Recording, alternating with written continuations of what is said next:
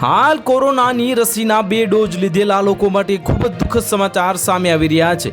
આપણા દેશમાં આમ તો બોયકોટ ચાઇનાનું અભિયાન છેલ્લા 5 વર્ષથી સમગ્ર દુનિયામાં ચાલી રહ્યું છે અને તેની અસર પણ થઈ રહી છે, પરંતુ ચીન તેનો પાઠ ત્યારે જ શીખશે જ્યારે ભારતીય બજાર તેના માટે બંધ થશે। જ્યારે દેશના લોકો સ્વદેશી ઉત્પાદનો અપનાવશે ત્યારે ભારતીય બજાર અને ચીન માટે બંધ થઈ જશે। સરકાર સ્વદેશી પ્રોત્સાહન આપવા માટે સતત ઝુંબેશ ચલાવે છે। લોકલ ફોર વોકલ તેનો એક ભાગ છે। જ્યારે તમે તમારી આસપાસ બનેલી વસ્તુઓ ખરીદો છો ત્યારે સ્થાનિક ઉદ્યોગને પ્રોત્સાહન મળશે અને વિદેશી ઉત્પાદનોની માંગ ઘટશે। ભારત તહેવારોનો દેશ છે અને દર મહિને કોઈને કોઈ તહેવાર આવે છે। તહેવારો દરમિયાન લોકો ઘણી ખરીદી કરે છે।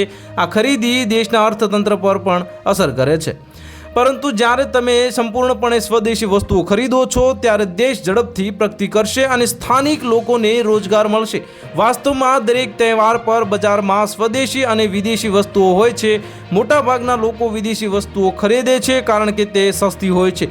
હવે જ્યારે તમે જાતે વિદેશી વસ્તુઓ ખરીદો છો ત્યારે તેમની માંગ વધતી રહે છે અને ચીન જેવા દેશો ભારતીય બજારમાં પ્રભુત્વ જાળવી રાખશે। તમે જ વિચારો, શું દિવાળી પર ચાઇનીઝ લક્ષ્મી ગણેશની મૂર્તિઓ અને ઝાલર ખરીદવા જોઈએ?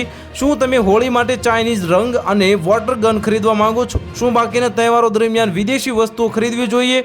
કેટલાક લોકો દલીલ કરે છે કે વિદેશી માલ સસ્તો મળે છે, પરંતુ સત્ય એ છે કે જો તમે સ્વદેશી ઉત્પાદનો નહીં ખરીદો તો તેમનું ઉત્પાદન નહીં વધે અને જ્યારે માંગ નહીં વધે તો તેની કિંમત કેવી રીતે વધશે?